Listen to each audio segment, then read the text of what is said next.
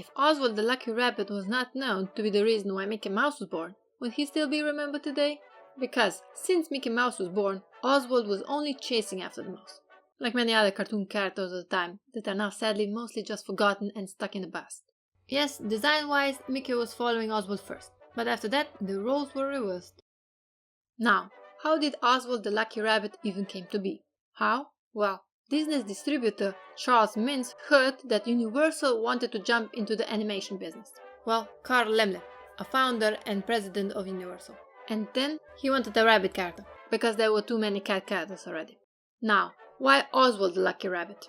Well, he was named the Lucky Rabbit because rabbits bring luck, and Oswald because Disney let the Universal executives name him, and they decided on Oswald by picking the name out of a hat. I wonder what the other names were. Sometimes while making this, I was saying Oscar instead of Oswald. Maybe that was one of them. Universal also didn't like the original design. They wanted him to be younger. Poor Papa. So iWorks and Walt Disney redesigned him. So with that, 1927, Oswald the Lucky Rabbit was born. And he became an instant hit, and Universal had a big star. No wonder they wanted to keep him. They were really involved in the creation process. And obviously because he was a big hit. Him being a big hit was also a reason why in 1928 Disney wanted a bigger pay. But instead his distributor, Mintz, stole his animators and wanted Disney to take a pay cut. Now Disney and iWorks couldn't take Oswald with them because Universal owned the copyright, even though Disney thought he was the owner. But he wasn't, and that was the best thing that ever happened to him. Not for Oswald though, because in 1928 Mickey Mouse was born, and soon after Oswald's life and appearance would change forever. So now that Disney and iWorks are out of the picture, Oswald the Lucky Rabbit shorts were produced by Mintz's studio, Winkler Pictures. Then in 1929 his contract with Universal was terminated and Universal gave Oswald to animator Walter Lantz. Well, it didn't pan out for Mintz either, did it? Because in the end he lost Oswald too. Laemmle was tired of the infighting in Mintz's studio, so he decided to just make Oswald shorts in-house. And who better to be in charge of Oswald than Laemmle's poker buddy and head animator Walter Lantz, who was in charge of him until the end. Now design changes are incoming, but we are mostly going to talk about the most obvious ones, not the ones where he only slightly changes. Now the first noticeable difference in appearance was in the Navy, 1930, when he started wearing shoes. And the year after, he was wearing gloves while being shipwrecked. Being in the Navy is dangerous business. However, I do wonder why he suddenly got shoes and gloves. But yeah, the resemblance is uncanny now. Now he just looks like Mickey as a rabbit. And now all that is missing are the buttons on his shorts. Well, we're not finished yet, because the redesign of Oswald into Mickey is not stopping yet. The first major design tweak was 1931, where his head got bigger, he got larger eyes, in the pie eye style that were in the beginning really inconsistent in his shorts, and shorter ears, all in an effort to make him look cuter. And he also got a shirt now, and buttons. So he may be cuter now, but they just took everything that made Oswald Oswald and turned him into a Mickey Mouse clone with a shirt and later darker pants that he got in 1933. And with that, it all came full circle. Like I said, first Mickey Mouse was designed after Oswald's appearance, and then the roles were reversed.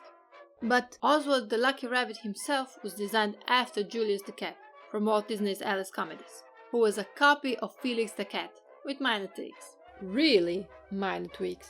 Later, bigger tweaks. Obviously, Felix is the godfather of them all. No Felix, no Oswald. No Oswald, no Mickey. Now, Oswald looked like this until they decided that he needs to change yet again.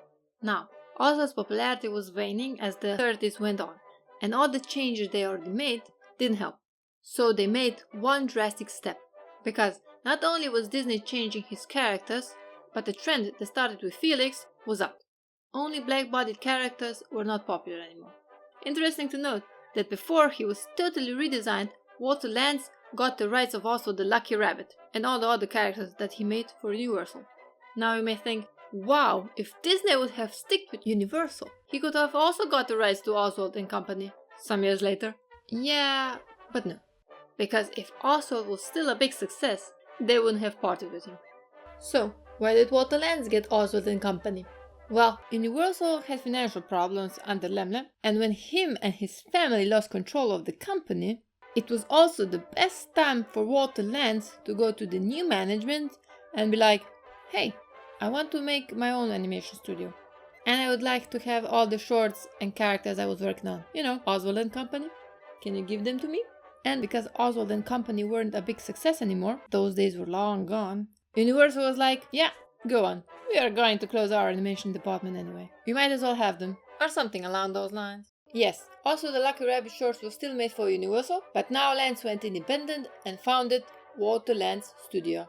Later, Walter Lantz Productions. It went from outside contractors for these shorts to in-house and back. Funny, isn't it? Now Lantz owns Oswald and he wanted to get rid of his all-black design. Because, like I said, that was out. So that's why in 1935 they totally redesigned him. And Walter Lantz told Manuel Moreno to do that. He's now a white rabbit without shoes, gloves and shirt. But in an overall. They didn't just change his design, they literally made a new character. If the shorts wouldn't say Oswald the Lucky Rabbit, nobody would know that that's him. I certainly didn't. The first time I saw him, I was rather surprised that that was supposed to be Oswald the Lucky Rabbit. I guess Lantz wanted to start from the beginning, and because, like I said, his old look was out. However, at this point they could have just named him Bobby and a tie Oswald. But why Bobby, you ask? Well, because this here is Bobby. See the difference? Because the resemblance is uncanny. Bobby is also from Lantz and is part of Cartoon Classics, a short-lived series in color, where we also see Oswald. In one of them he has red shorts, I wonder why, and in the other he has a blue overall. But yeah, at this point they could have just replaced Oswald with Bobby, but I guess they didn't want to abandon him just yet and start from scratch. Because they did try to diversify in 1932 with another character, Pooch the Pup, but that was a bust. So, they still wanted to hang on to him while they tried to find a new star. Like, before Oswald turned into a white rabbit, Lantz added Elmer the Great Dane, who appeared in the Oswald shorts, and some others. There's also Meanie, Miney and Mo, who appeared in 4 Oswald shorts, and they were popular enough to get their own ones, all 13 of them. And the first appearance was in the last short with Oswald's old design. And then, in December 1935, the white Oswald the Lucky Rabbit was born. And a short later, they got rid of the Lucky Rabbit part. And Oswald was, until the end of his shorts, known only as Oswald Rabbit. I guess his luck ran out. However, that was not the last design change they made with Oswald. In 1937, they made him a little less realistic and slimmer. And then in the same year, they threw away realism and he also lost his whiskers.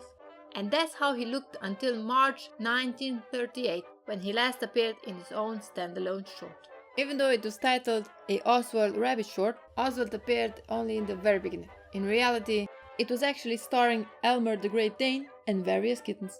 He also appeared in a couple of shorts later in life.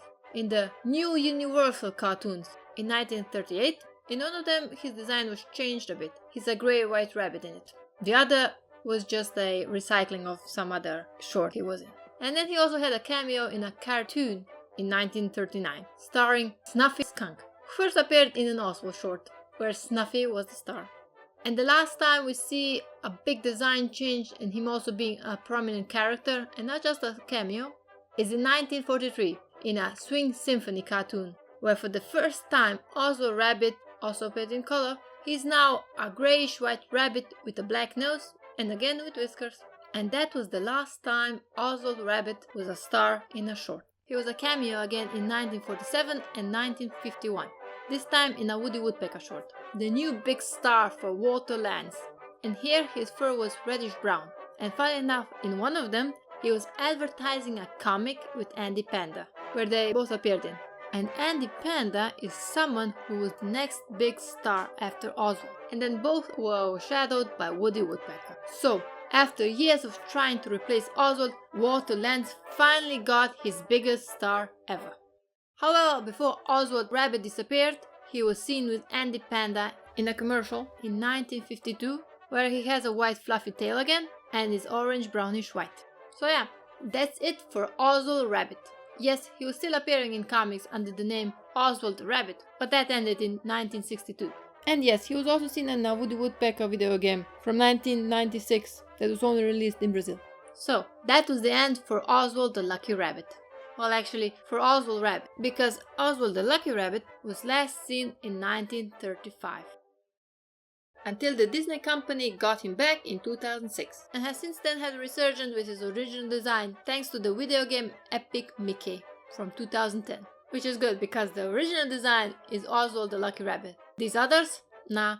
So, would anybody still care for Oswald the Lucky Rabbit if it weren't for the connection he has with Disney? I don't think so. Because that connection with Walt Disney and Up Iwerks is the reason that the Disney company even wanted him in the first place. And that's why they did a big trade-off with Universal in 2006. Universal had Oswald and Company again because Walter Lantz sold them Walter Lantz production in 1984. But yeah, that's the only reason Disney wanted him back, because of their connection to Oswald the Lucky Rabbit. And that connection is also the only reason he is still relevant today. So yeah, thanks for watching and until next time. See ya!